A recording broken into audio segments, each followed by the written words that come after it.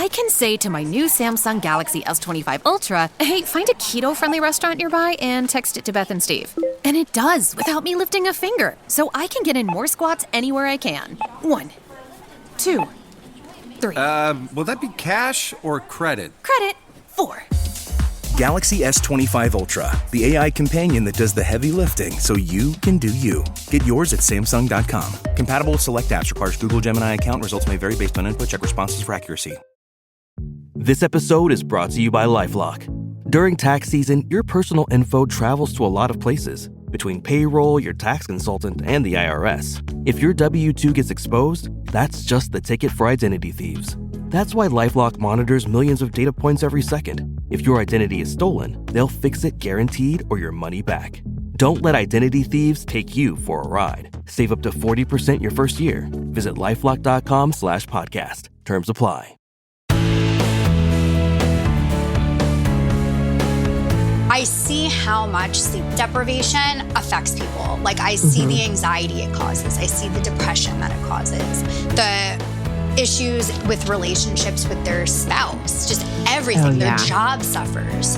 So I knew that it was important in my house to have sleep on track. That's Brittany Hefetz. She's known as the good night nurse, and she's someone every family needs to know. Most households have at least one person who doesn't sleep well. I have one friend and they have no kids at home, yet mom still doesn't sleep. Is it anxiety? Is it menopause? For some people, we just have really bad sleep habits. For other families, there's a new baby or a toddler who has never been a good sleeper. You know those kids. They're the ones that are standing over you at 2 o'clock in the morning when you're all cozy in bed. Yeah, I know how hard it is to get up and coax them back to their own bed.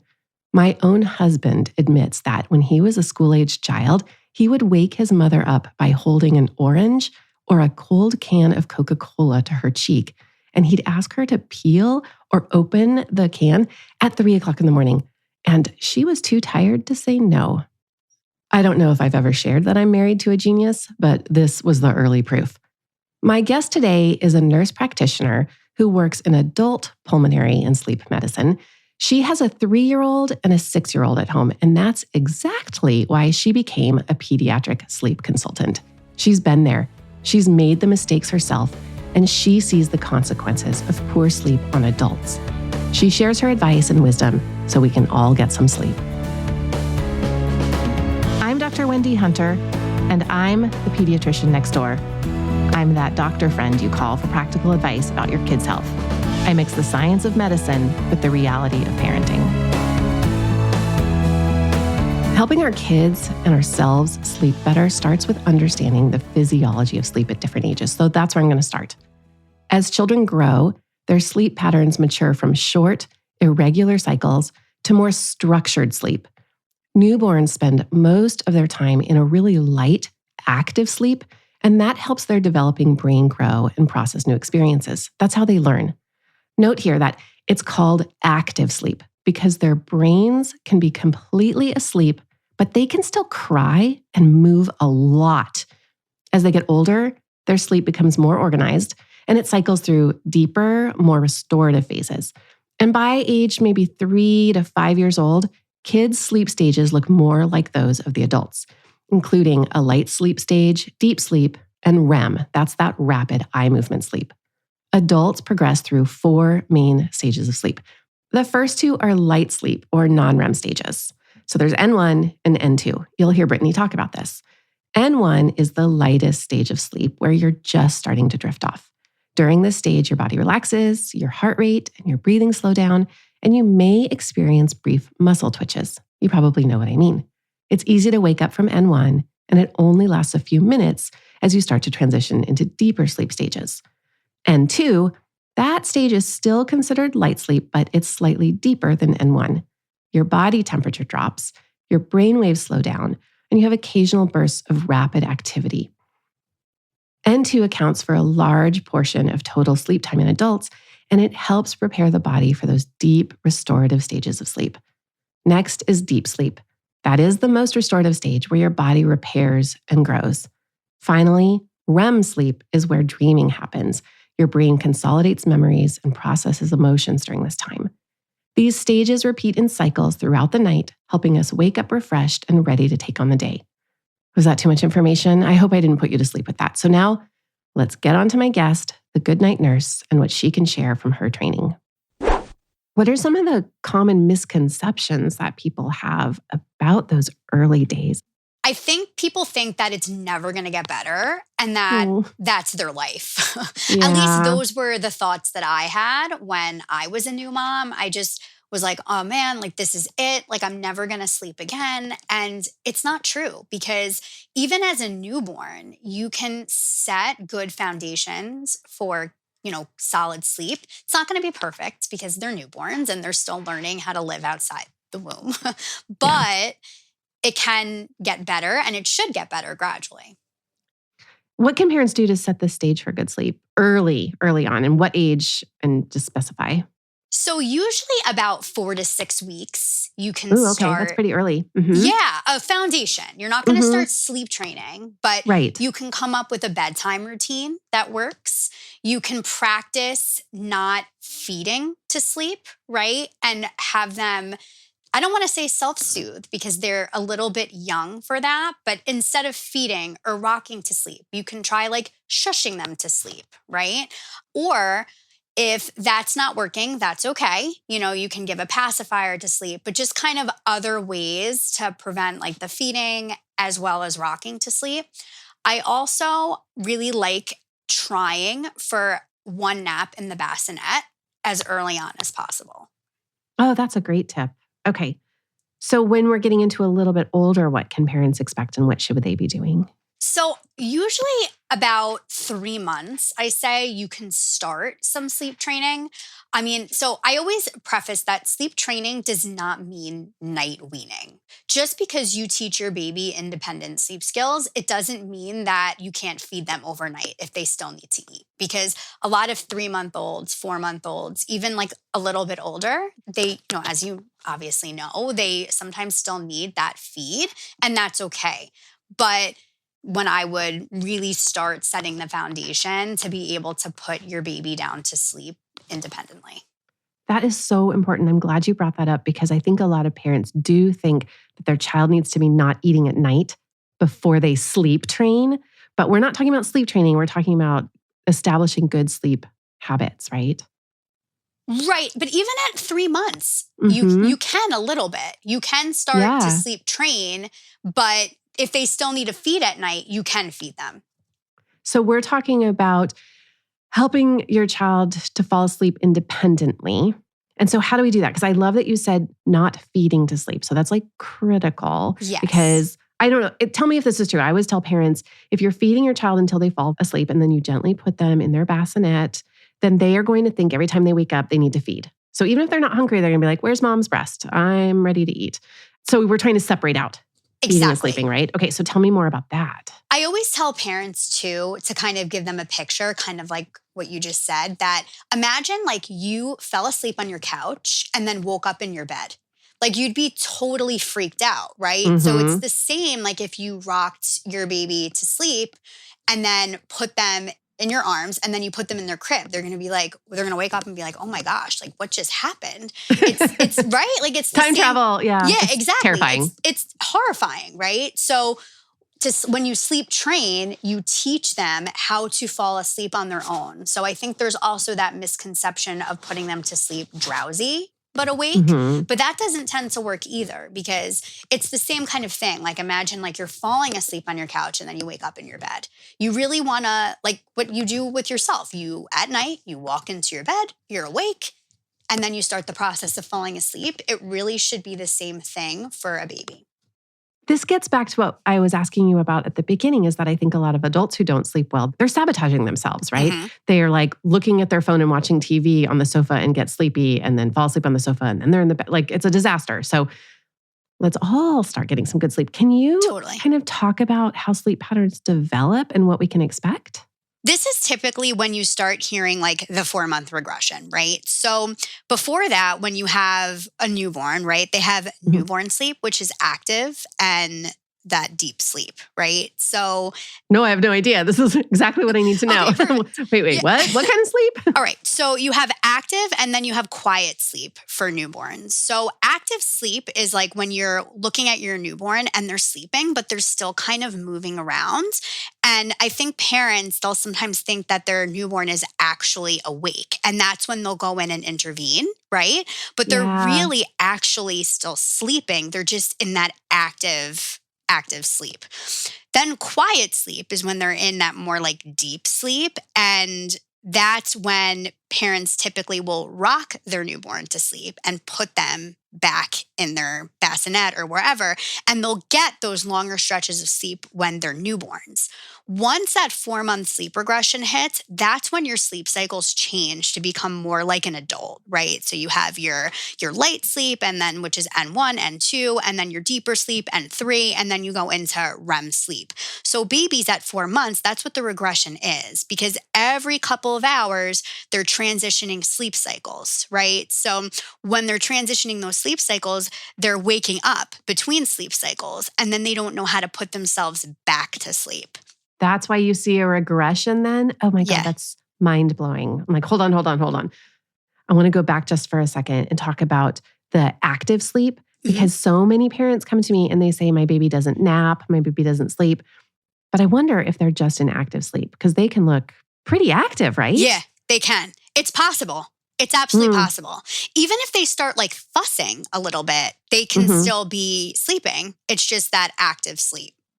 Okay, and then the 4-month sleep regression is a real thing. Oh, yeah. Because I've heard 2-month sleep regression, 3-month sleep regression. There's so many sleep regressions. But like developmentally, somewhere around 4 months, they change their sleep into this more organized pattern. Exactly. Like us, like adults, right? So then, and then as adults and these 4-month-olds and up, the sleep cycles change, right? So you go from N1, N2, N3 to REM, and then it starts over. So when you go from that REM back to 1, a lot of times we wake up, right? You have an arousal. And someone who doesn't know, like a baby, how to put themselves back to sleep, let's say they're being rocked, nursed, given a bottle at bedtime, they're not going to know how to do that in the middle of the night. So that's what the regression is. Okay, so if you have a baby that around 2 or 3 months, you've started this practice of letting them fall asleep in their bassinet after you've already done like the sleep and the change and sung to them or whatever, and you set them in the bed and they fall asleep on their own. Then when they have their arousals, if they're not hungry after 4 months, they might figure out how to put themselves back to sleep. Yep. Okay. And it's a process, right? Like it's not gonna, some babies take to it more than others or more quickly than others, but it does get better. Make it better. That is exceptionally helpful information to understand the sleep patterns and how those change across the ages. So then we get to 6 months, and a lot of babies after 6 months can really sleep through the night. That's what I teach. So what is the difference then around 6 months? That is just going to be weight. I don't think that there's going to be anything like super developmental going on that's going to make them want to or not need to eat. It's just growing and not needing that feed. So it's sort of in parents' minds at 6 months, like when they don't need necessarily eat overnight, then they think that they should be able to sleep better. A lot of times, I've seen it a lot even at 4 months. Okay, that's encouraging. Yeah, where babies don't really need that feed. Some do though, like need it more, especially if they're smaller or if they're breastfed and you don't really know how much they're getting during the day, right? Yeah. So that's going to be important too. You want to make sure they're getting those full feeds during the day to make sure they're not hungry overnight. Yeah, so you really want to get those feeds in during the day. So we're taught as physicians that it's the size of the liver that matters. So once the baby's liver is big enough to hold enough glycogen stores, they can make it through the night without a feed. Yeah, so I mean, that's clearly very highly related to weight. Yeah. Like a kid with a big liver, they're going to sleep great. Yeah. Oh, that's so interesting. I've never heard that. Now we know. I want know. to talk about naps because I get a lot of drama from parents with young kids about like, he doesn't nap, but then like they sleep like 7 hours at night. And I'm like, don't touch the naps. What's your advice about my baby doesn't nap or whatever? With napping, like early on, so typically before like that 4 months, 5 months, you're going to be following their wake windows, right? So a wake window is the time period that a baby is awake between the last time they slept to the next time that they sleep. So you're going to want to follow that to make sure that they're not over or under tired when you're trying to put them down for their nap. Because if you have an undertired baby, they're not going to be tired and they're not going to sleep. And an overtired baby is going to be so out of sorts that they're just not going to sleep either. So you want to follow that. I tell parents, like with newborns, you want to follow that eat, play, sleep pattern. So you feed, you play a little bit, and then you put them down to sleep. And then you follow their wake windows. What was your exact question again? I'm sorry. I don't know either. I want to make sure you're answering it. I guess I was asking about naps. Naps, right. Okay. But it's just a window into other topics. Yes. So the naps. So a full nap is really considered to be about an hour. That's when like a full cycle. So anything less than an hour is considered really a cat nap. And cat naps are normal up until about 6 months, right? Oh, praise. Yes. Thank you. So babies really should be able to connect their sleep cycles and like elongate their naps by 6 months. But I've seen it happen even earlier. They just have to be given the space to practice. Yeah, there's definitely an expectation on parents' part that even like a 4-week-old should be able to nap for an hour. So then they come in and tell me like, he only sleeps for 15 minutes. I'm like, I think that's fine. Yeah. But it is. You're saying it normal. is fine. Yeah. 20 minutes to, 2 hours is normal. And it's going to range, especially in those early days. Yeah, that's an enormous range. And I definitely see that among families, 20 minutes to 2 hours. But then at the same time, like you might have a child who takes an hour to feed and then they're awake for like 3 minutes and then they fall asleep. And then 10 minutes later, they're ready to eat again. There's that kid. And then there's the kid who eats in 15 minutes, right? Right.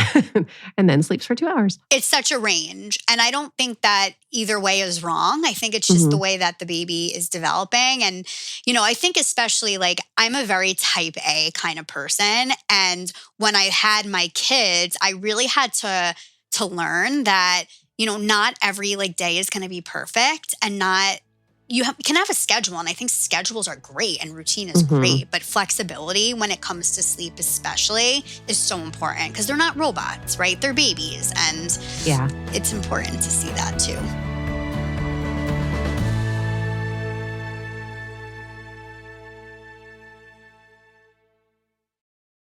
Get the Angel Reese special at McDonald's now. Let's break it down. My favorite barbecue sauce, American cheese, crispy bacon, pickles, onions, and a sesame seed bun, of course. And don't forget the fries and a drink. Sound good? Ba-da-ba-ba-ba. At participating restaurants for a limited time.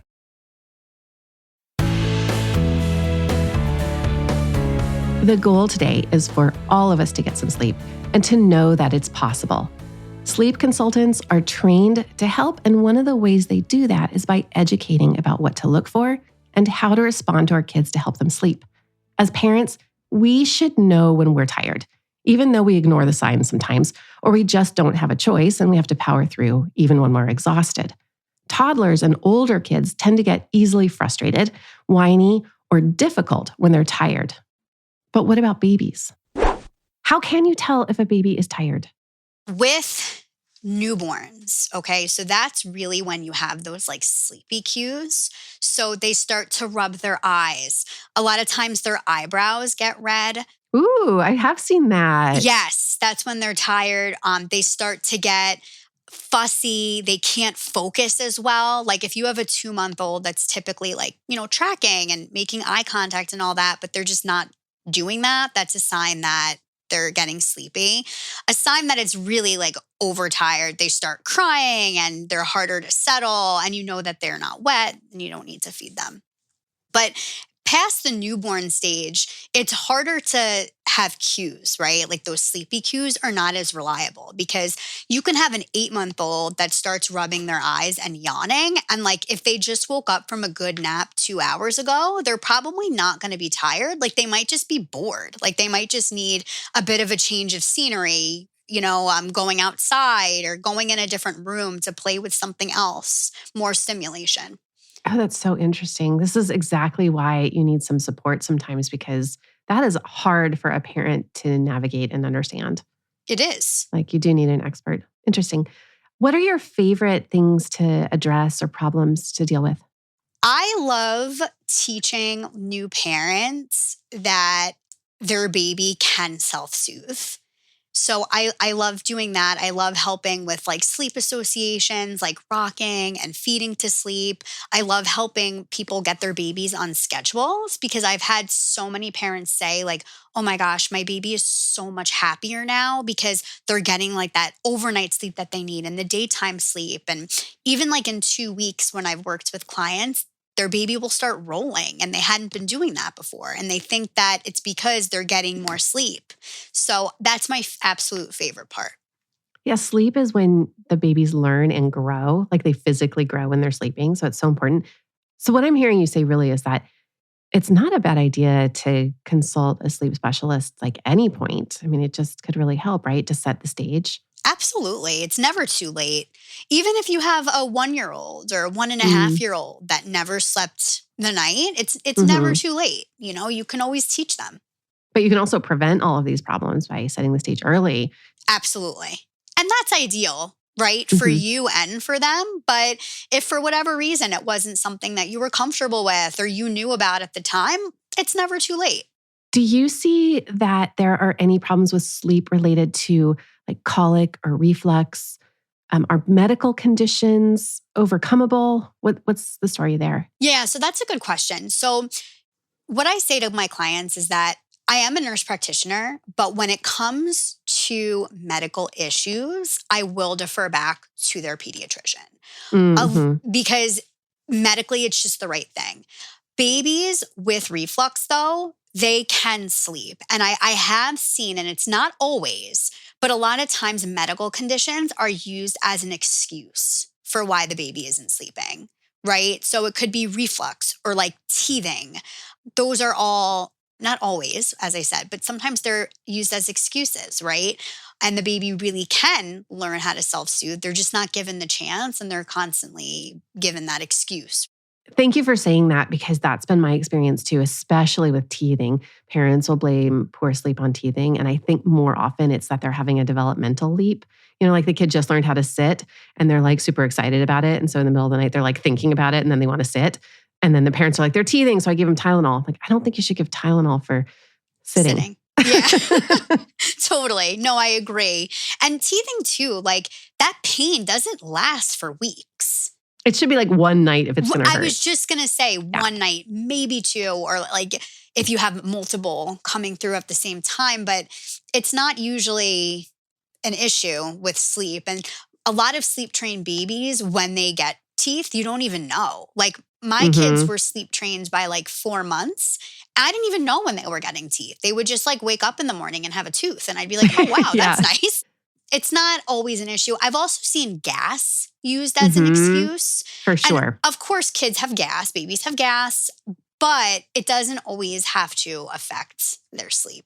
I know it's tough because maybe the little babies, like the 2-week-old, I don't know. But oftentimes I'll see the kid is upset about something, so they cry, so they swallow air, so then they have gas. So it's not the gas that's the problem. It's like there was something we missed. Right. So if you like prevent the crying, I don't know. Also, I had a client, I'll never forget her. She had a 9-month-old baby and she was seeing specialists, GI, because he was up in the middle of the night crying and she thought it was gas pain. She'd be up burping him. And I'm thinking like a 9-month-old, like they usually don't really need to be burped anymore, right? Like once they sit up, they can expel it themselves. So it just didn't seem right. So before we started working together, I said, just get the okay from the specialist that we can start sleep training.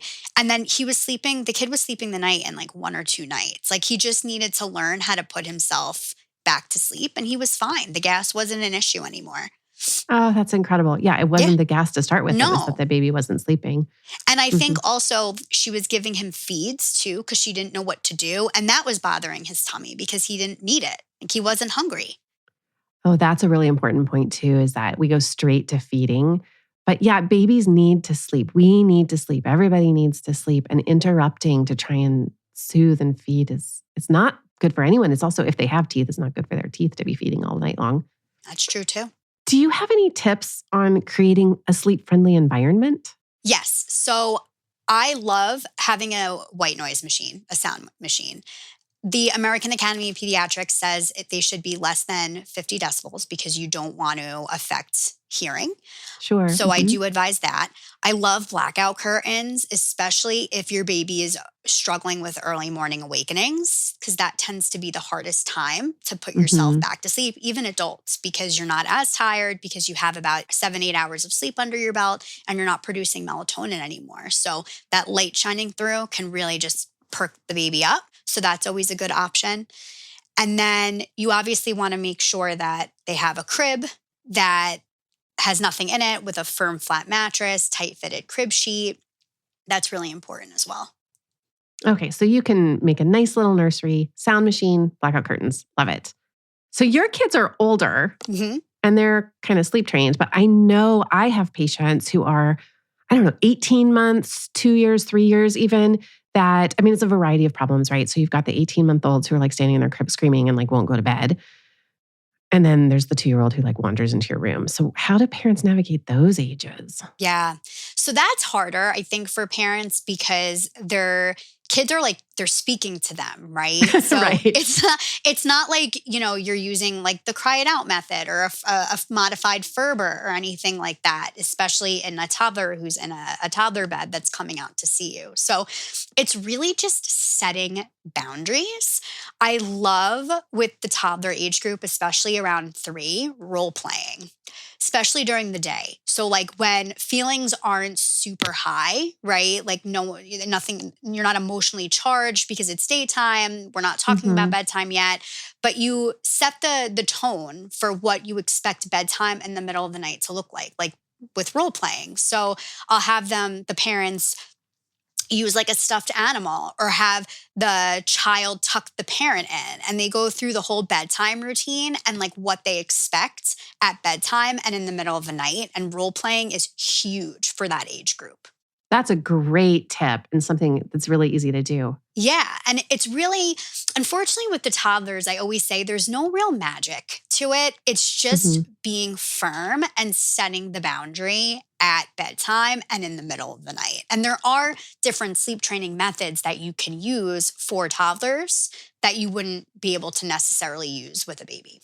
Darn, I really thought there might be magic. And I know people sometimes like want like a pill or want me to fix the toddler sleep problem in 3 minutes in the clinic. I know. And it's a process, and it does take time, and it takes the parent to be consistent and persistent. And, I've had parents say, but my child is really stubborn and persistent. And then, I'll just kind of say, well, you have to be more persistent than they are.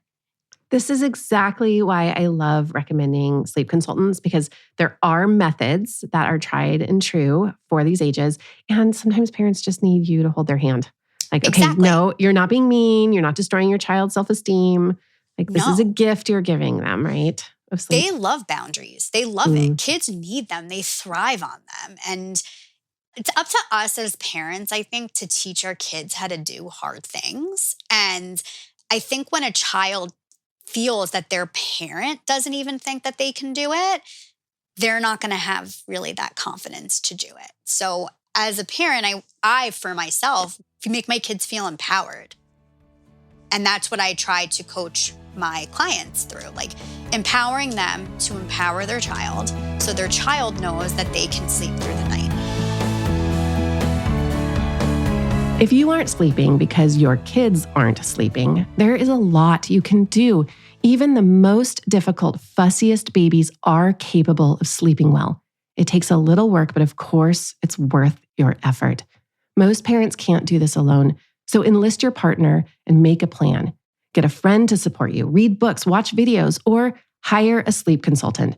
Most of them are available by phone, and you can contact Brittany, the Goodnight Nurse. Her contact info is in the show notes. I also have a bonus episode later this week that outlines some of the sleep training methods and more resources to help you all get some good sleep. For more from the Pediatrician Next Door, find me on the web at pediatriciannextdoorpodcast.com. If you've got a question about the weird things kids do, send an email to hello@pediatriciannextdoorpodcast.com for a chance to hear your voice on the show. I'm Dr. Wendy Hunter, and I'm the Pediatrician Next Door. This show is produced by Red Rock Music. Make sure to subscribe and leave a review wherever it is you're listening. I'll be back next time with more.